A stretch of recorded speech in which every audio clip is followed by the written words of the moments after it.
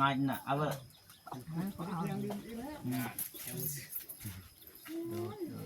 มูลคือในรูปนี้30มันบ้านจำได้แบบนี้เฮ้ยหลังเขาบ่มี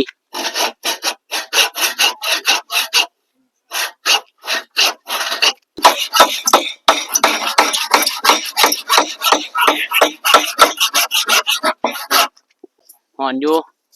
ก็เฮาก็ดีใจอันนั้นได้เฮ็ดทั้งให้ทั้งยะเพิ่นพี่น้องเอ้ยเนาะก็อยู่ต้นเพิ่นนั่นแหละเฮาฮ้อนก็สู้ได้อยู่พี่น้องเอ้ยเนาะบ่เป็นหยัง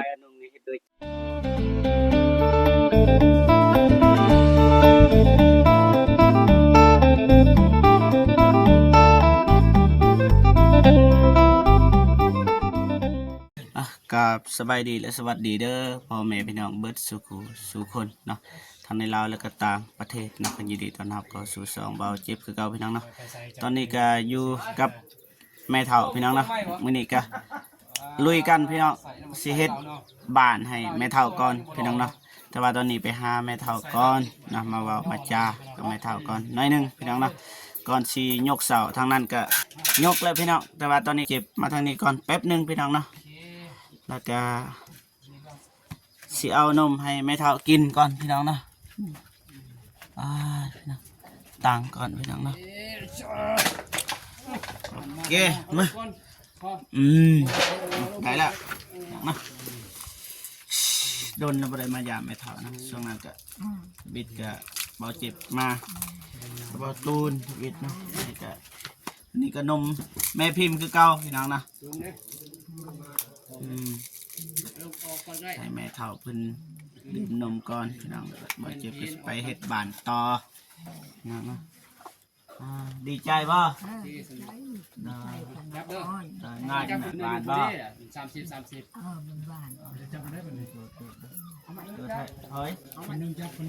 บก็ได้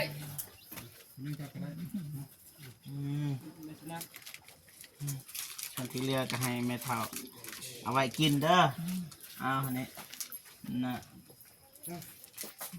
หน่อยแทนตักเด้งแล้วพี่น้องนะ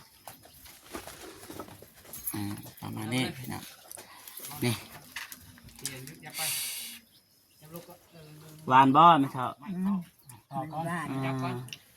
เอาสิเฮ็ดเทือนให้เด้อจังได๋ก็สิใหญ่ไปแล้วอยู่เพื่อนใหม่ว่าลูกก็ได้ซื้อสังกะสีซื้อใหม่เรียบร้อยตัวนี้เอาไว้ทิปบ่งามเนาะดินเป็นห้องสิเฮ็ดใหม่แต่ว่าตัวน้อยนั่นแหละตัวน้อยตัว2 เมตรปลายและ2 คูณ 2 เมตรพี่น้องเนาะสิเฮ็ดให้แม่เฒ่าเพิ่นดีใจว่าแม่เฒ่าบ่เห็นยังเลยพี่น้องแต่ว่าทีมงานเฮาก็ลุยนะเฮ็ดให้แม่เฒ่าพี่น้องนะโอเคมีแต่ว่าเบาเจ็บก็ไปซอยทีมงานก่อนพี่น้องนะไป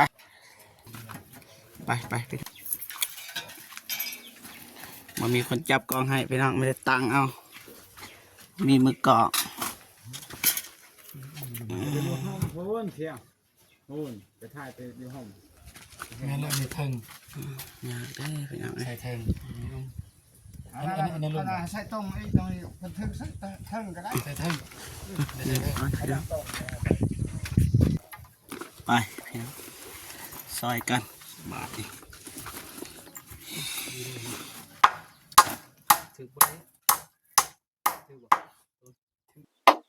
เลย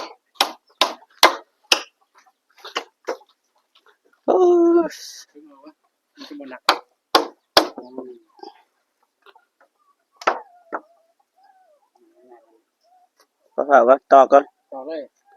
แซ่ไปจับยูหันก่อนบ่ายตูดได้ปะ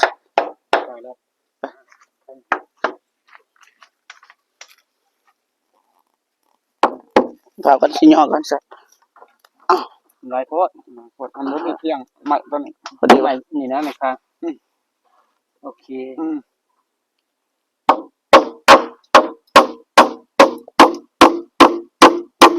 แปดได้อยู่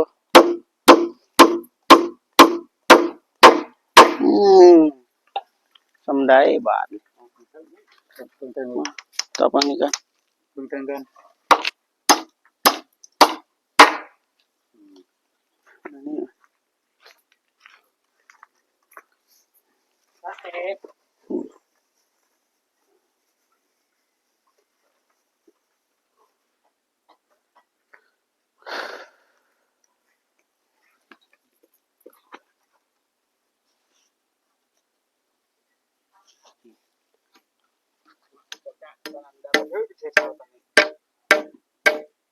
ตัวใด เป็นบ่เจ๊ต้องตายลองเลยมือกองโอ้ยอย่างนี้แล้วเนี่ยเดี๋ยวจะต้องให้เป็นมาตามือกองเป็นรูปแบบแล้ว บิดตัวใดฮะ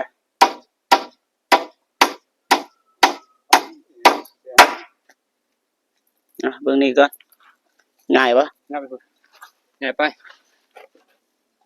หลายโพด หลายโพด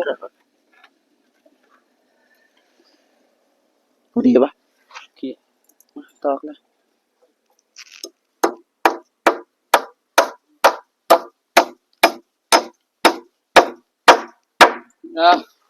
นี่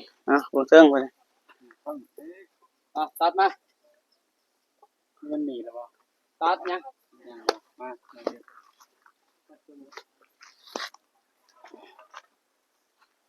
เรียบร้อย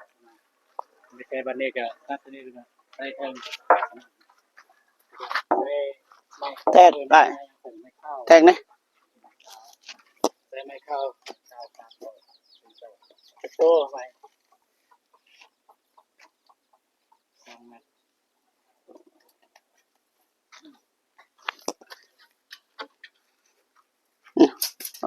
สากสากอะไรมี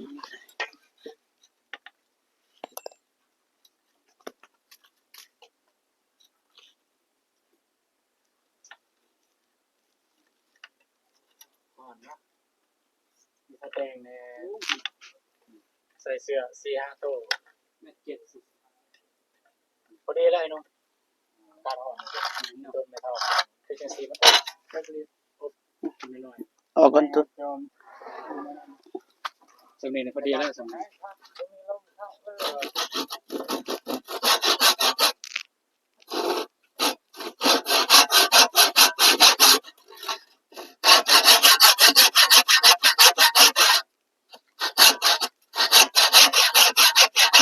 พี่น้องก็บ่อยู่เนาะ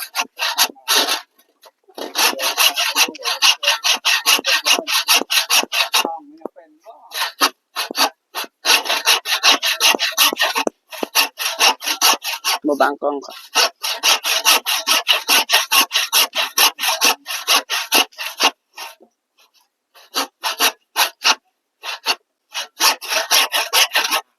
หลังเขาบ่มี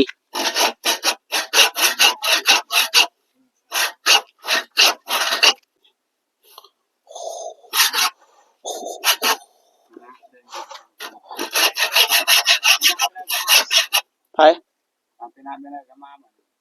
ไผเฮานี่บ่ก็มาเบิ่งมาจอบมาเบิ่งอยู่บ่ปะบ่ทิ่มดอก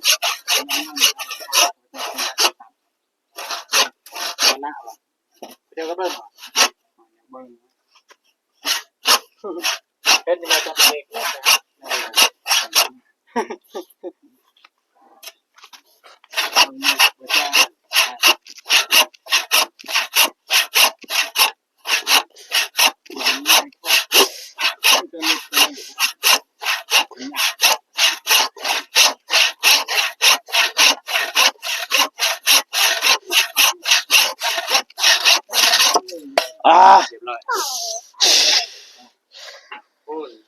เอาอีกบ่ตัดอีกบ่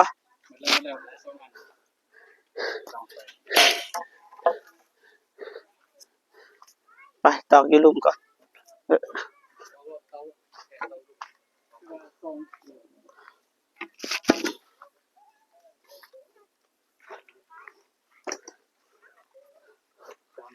ตะปูแปด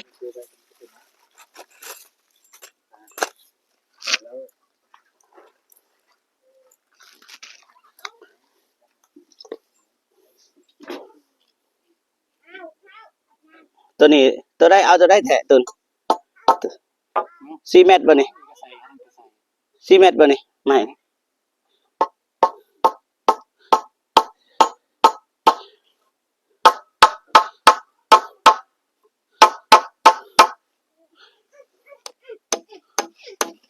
ประมาณนั้น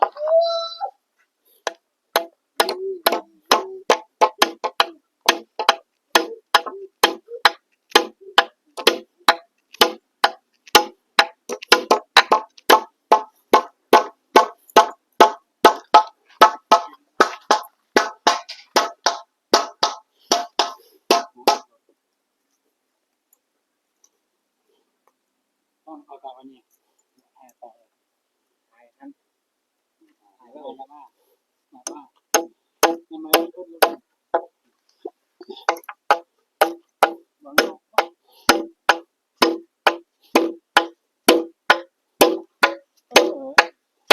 อยากงานเราปวด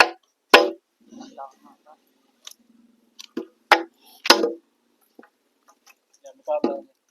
โอเคร้อยพี่น้องกินเดี๋ยวจะหน่อยบ่เจ็บซื้อให้ก่อนแป๊บนึง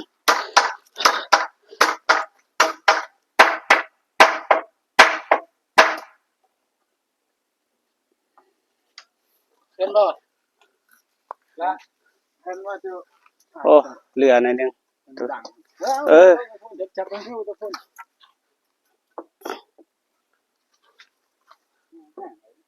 มันของเขาเอาหิ้วแล้วกูจะหิ้วเขาเลยหิ้วเขาอ่ะหิ้วนั่นนึงนี่นึง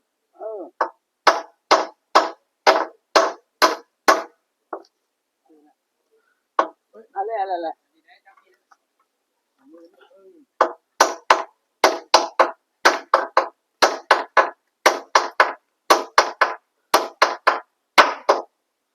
สบายหยาเลยกันหยาไปเลยสบายตั้งก่อนแล้ว โอเคไปต่อเพิ่งนั่นอีก ที่มีพักนี้เขาบอกว่าช่างแรงเห็ดแล้วนี่ก็เป็นคนใหม่ไม่พอเราสู้ไหมล่ะ ไปขึ้น ตัวกายว่าเนี่ยเอาเจ็บเขาดีส้นใหม่กันกะออกก่อนนี่อย่าพลาดนี่ ทุบรถมูนนี่ละดันเปลี่ยนทุบรถก็เลยไม่ลงบ่ลงลมเลยเอาดอกเดียวดิบ่กันพันเป็นดอกเดียวดิจ้ะนี่ถึงเลยโอเคก็เอามันใกล้เบิ่งเลย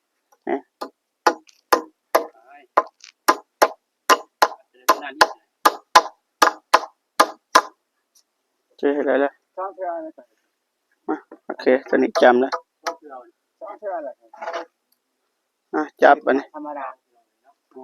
เอาเสาการนี่ก็ทำไม3เทื่อเจอพอเอิ้นเล่าป้าบอกป้าเนาะเป็นร้านเนาะเนาะพอเจ็บพอดีใ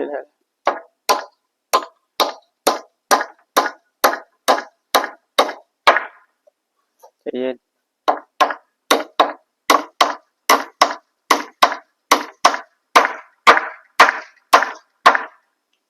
ไปบางนั้นอีกกึดเหยียบอยู่เทิงรถอยู่อีกบ่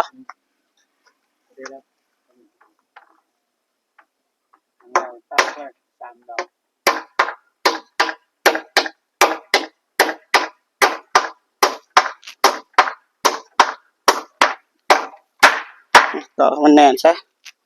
สิได้ด้วยได้แปลก่อนบ่ซื้อที่บ่ เบิ่งในตูนเบิ่งในบ่ตูนซื้อบ่ เอาเลย ซื้อแล้วบ่ เด้อบ่ฟังเบิ่งเด้อเพิ่งเลิกสิเบิ่งซื้อบ่ เบิ่งมาต่อไว้ โอเคต่อเลย ได้บ่ มันนี่โอเคมาหลายคน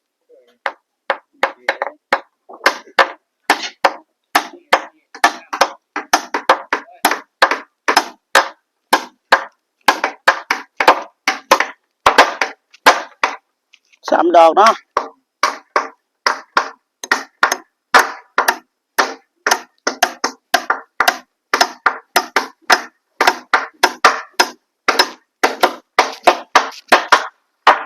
ตอบหมดทุกอย่าง4คนนั้นเอาไปบ่ได้ไปหมดผู้แปลนผู้หยังบ่ได้4คนอ๋อต่อกันนี้ได้ที่จะผู้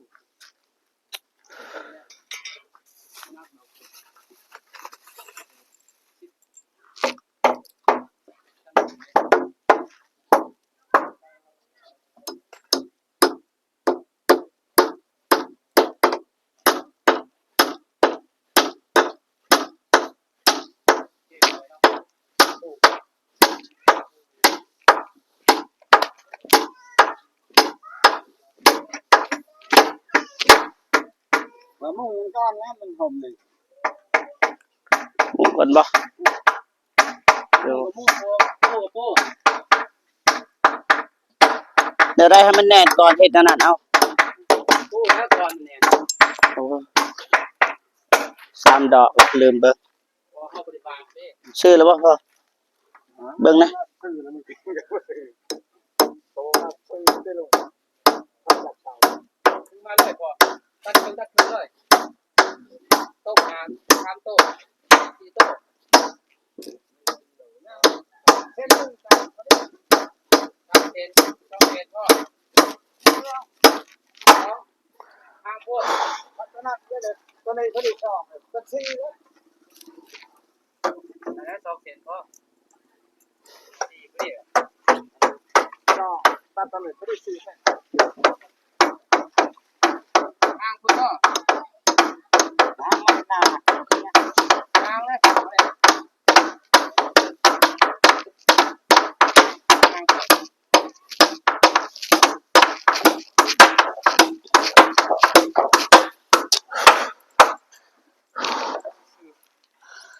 3 ดอก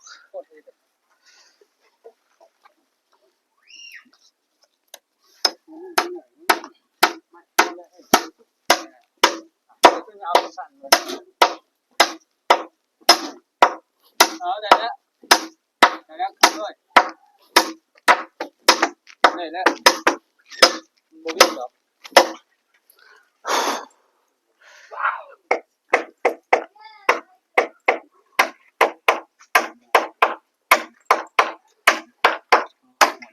โอเคได้แล้วบัดนี้ จะมีใครนึงหรอกบ่หอดเด้อรูปนั่นน่ะ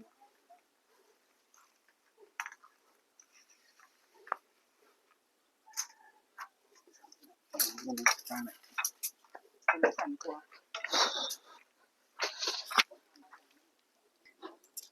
บ่ทันใครบ่ทันคน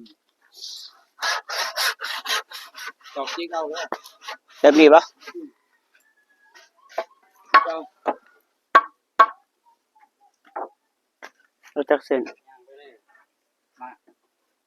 นำมาเลยนำมาเลย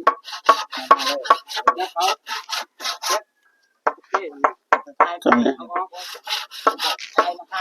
ทำนี่ป่ะของน้องพอดีป่ะ ได้เอาดอกเบิ่งหนึงก่อนแล้วก็ กะเลยมันเดี๋ยวมาดิมันนี่นั่นเจ้าฝนอ๋อพอดีเลยนะครับก็ได้ทำขาดก่อนต่อเรื่อง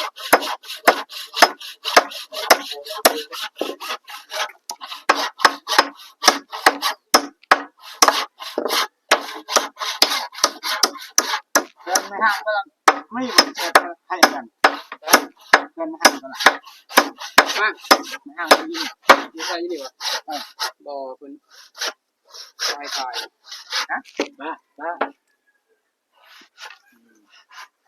อะไรตัวนี้ดอกขนาด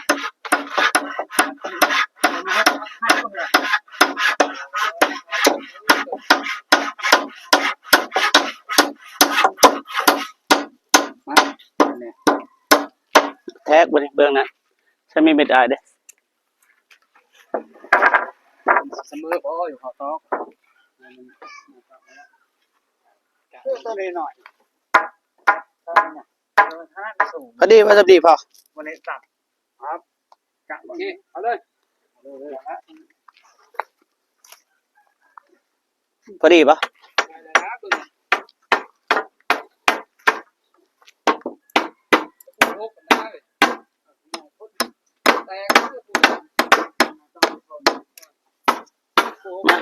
บัวหกมาไอ้มา นี่นั่นบ่ช่วยบ่ มานี่ ตัวอย่าง นี่บ่ได้เอาบ่มีเวลาได้เอา ตัวอย่างเด้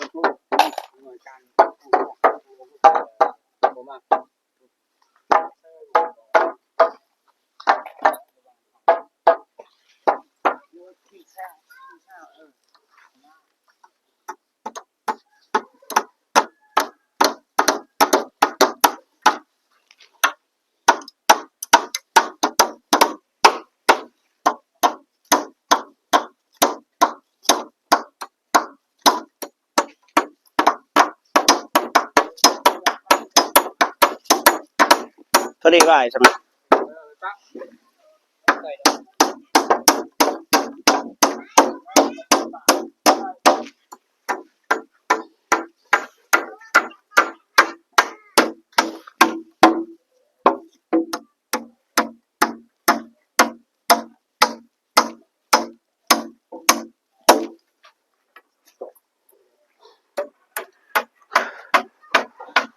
โอ้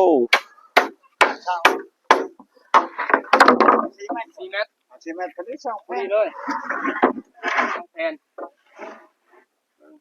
บาร์ไม่บาร์ก็เลยบาร์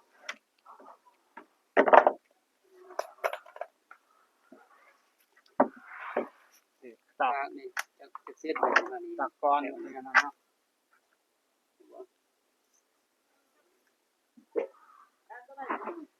ที่ไหนมาที่ไหนบ่ซื้อแผ่นเท่าไหร่นี่ ไม่เม็ดเด้อ 80,000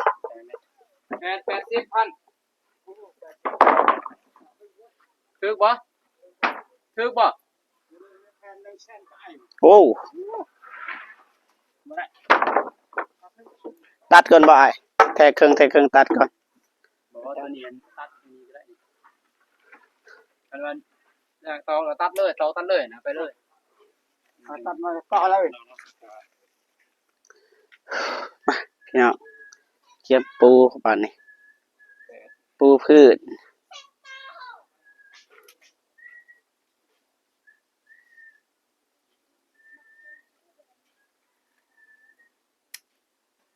แท็กคอมมานี่ครับแท็กมานี่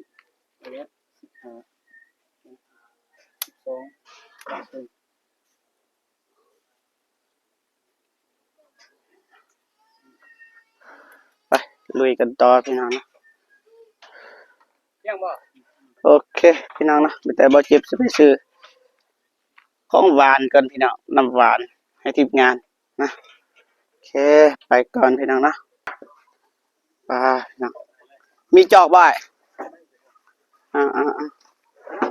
ไปเอาจอกเนาะไปแล้วก็ยินให้อยู่อายกินเด้อนี่เขาเห็ดเวียงเมื่อย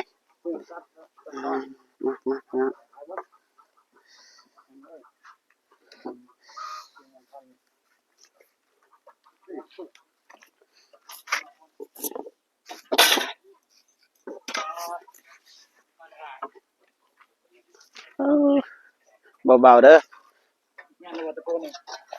โอเคฝากก่อนประตูนอย่ามานี่ก็ปู๊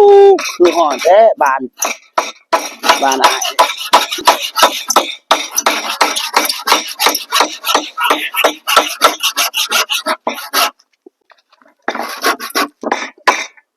บ่ได้เด้อแบบนี้ก็บ่ได้เด้อ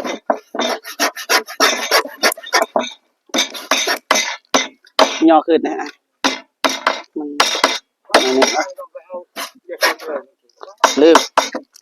ลืมครับขอโทษด้วยพืชแท้เดือยไปบ่เกี่ยวย้อนเรื่อยนะ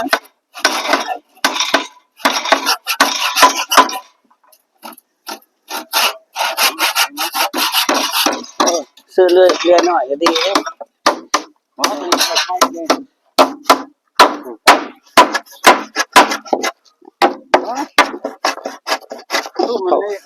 มันหนีบนะมา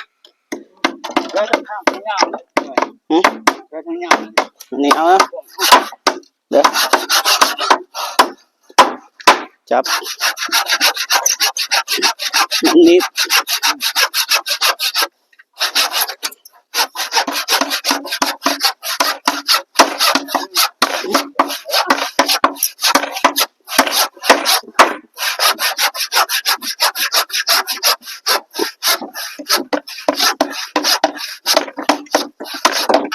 โอเค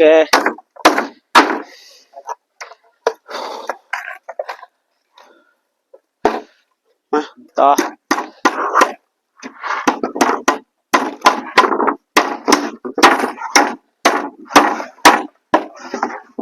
โอเคแปลงให้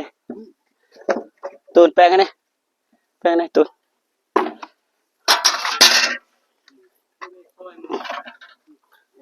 ซื้อปะซื้อกระป๋า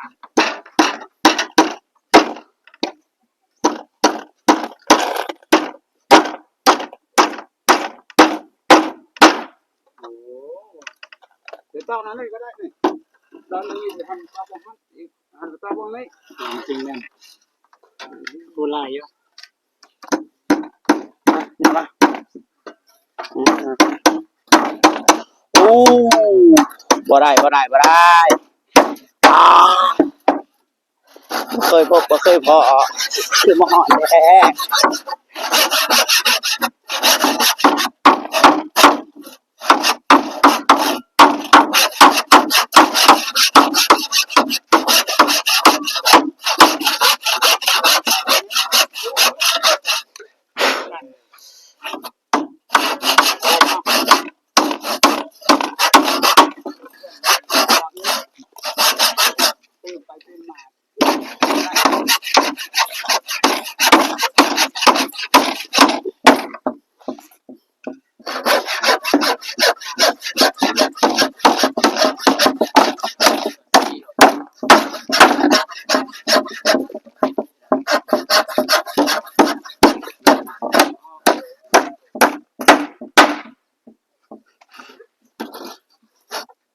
จะเบิ่งนี่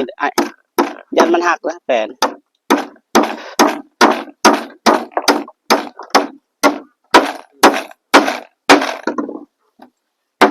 โอเค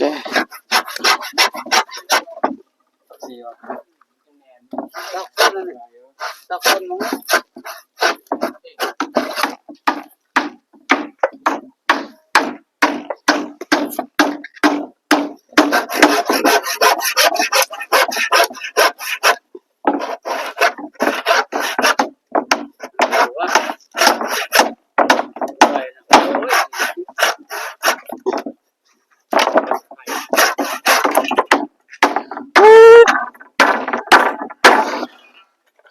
ปาดโถเข้าห่มกันเด้อแบบนึงอ้ายขออนุญาตเด้อ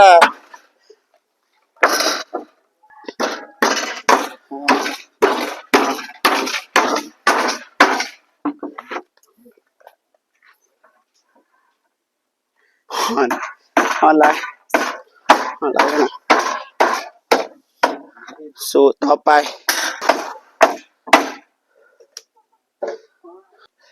โอเคพี่น้องเนาะพักเอาแห้งก่อนพี่น้องดื่มน้ำใน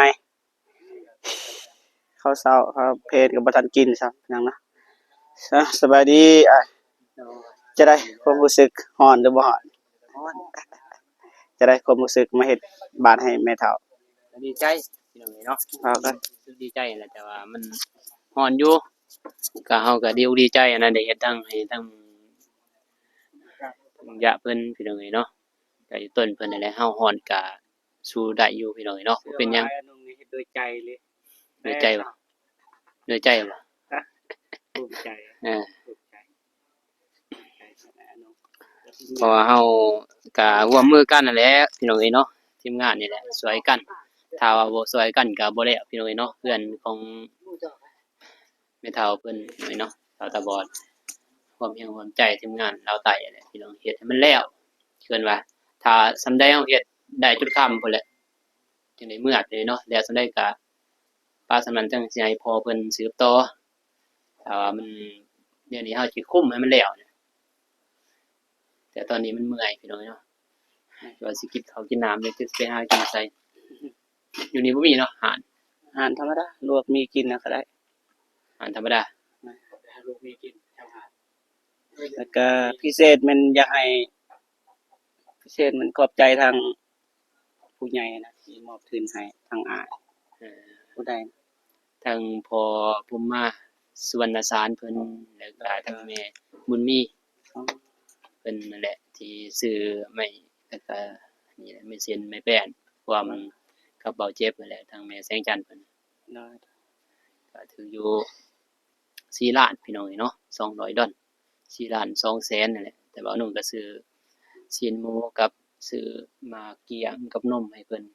กับนี่หมดพี่น้องเนาะซื้อมาให้เพิ่นนั่นแหละก็ซื้อน้ำมันน้ำแหน่เพิ่นอยากให้ซื้อน้ำมันก็เลยหมด2แสนเมื่อไงบัดนี้สิกินหยังเอา มีอยู่ ว่าสิบ่ถือเขาว่าสิถือเขาอยู่เด้ บ่ทันน้องบ่กินข้าวเช้า บ่ทัน ย่างบ่ทันกิน มีแต่ว่าไปลวกมีไปซื้อเบิ่งมีนั่นมีบ่มีกระป๋องอะ บ่มีเช่น บ่มีบ่อยู่ บ่โอเค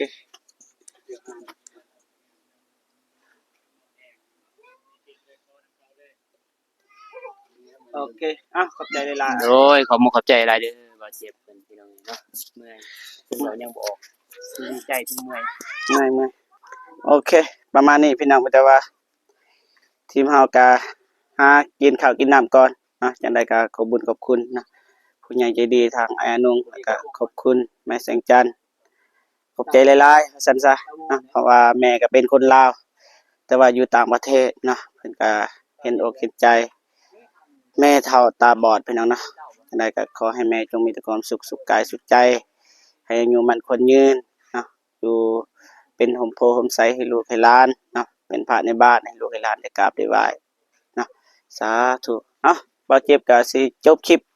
อยู่บนนี้เลยนะพี่น้องเนาะจังได๋ก็ขอบคุณขอบคุณนะผู้ใหญ่ใจดีและก็ FC ทุกๆท่านที่เข้ามาให้กำลังใจบ่เจ็บแล้วก็ทีมงานนะ อยู่แล้วปูนิดนึง โอเคสบายดีบ่ตูนจะได้ความรู้สึก ฮอดมันฮอดให้ต่อเข้าตู้บ่ใส่ โอเคมันฮอดบ่อยากได้ยินปานใด ต่อไปเด้อนี่ไม่ทำดู เลยมันอยากฮอดพี่น้องเอ้ยปัญหาเนี่ยมันฮอดถ้ามันบ่ฮอดเนี่ยทีมงานเฮาน่าจะเฮ็ดแล้วอยู่ตอนนี้ฮอดจนฝนตก2ปัญหาแต่เฮายอมสู้แดดดีกว่าฝนเนาะสู้ฝนมันบ่โดนบ่เกิน10นาทีก็นี่แหละแต่พอสู้แดดเนี่ยฮอดเฮาก็ลบมันแล้วก็ออกมาแต่มันฮอดแฮงบ่เกินประมาณ33องศาคิดว่าอยู่นี่33องศา ว่าเขาบ่เคยบ่เคยอยู่อากาศร้อนมันก็ร้อนแฮงแล้วซำนี้ถ้าอยู่เขตเฮานี่เขตตาแตงนี่โอเค เนี่ยมาไหน โอเคกันได้อยู่ โอเคไปหากินข้าวกินน้ำ ไปมันก็พอไปแล้วเนี่ยเบิ่งสิเบิ่งโมงจักโมงแล้วโอ้1 โมงจนบ่ายแล้วพี่น้อง สนใจหลายๆเด้อ